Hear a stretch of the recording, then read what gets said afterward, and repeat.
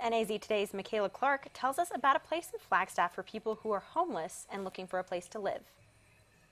It's called ANEW Living, a transitional housing program here in Flagstaff that gives families a place to live while they save money to eventually move into permanent housing. Extremely grateful, blessed. For single father Andrew Christensen, this old motel provides a fresh start, a place for him to get back on his feet. ANEW Living is the only transitional housing facility in Flagstaff that takes in single fathers, two-parent families, and single mothers with teenage sons. Christensen and his 13-year-old son have just moved in. I couldn't look at my son in the morning if I was waking him up in the front seat of an automobile and he was dirty and he had to put on clean clothes even though he was dirty. You know, I wouldn't feel like a parent. About 3 years ago, the old 66 motel on Route 66 was converted into a ANEW Living community. It is a program to help people who are homeless or on the brink of homelessness.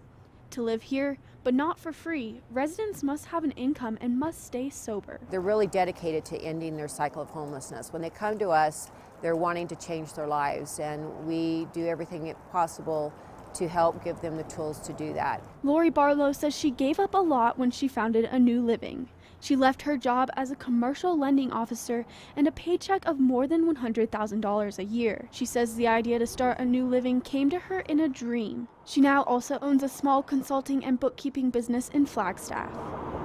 Families can stay in the community for up to 2 years at a cost of $600 to $800 a month. It helps offset the operating costs since ANEW Living doesn't use any government funding, and it helps prepare the families to move into permanent housing, which is the goal. This is cheaper than most motels in Flagstaff. Barlow says the cheapest she knows about in town is $1,200 a month. As a single parent, the fact that I'm not a mom is really hard and it's dang near impossible to find some place to live. Tuesday, Christensen was renovating what will be his room in the 66 motel.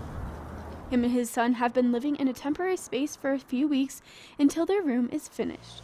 He envisions his room looking like a home.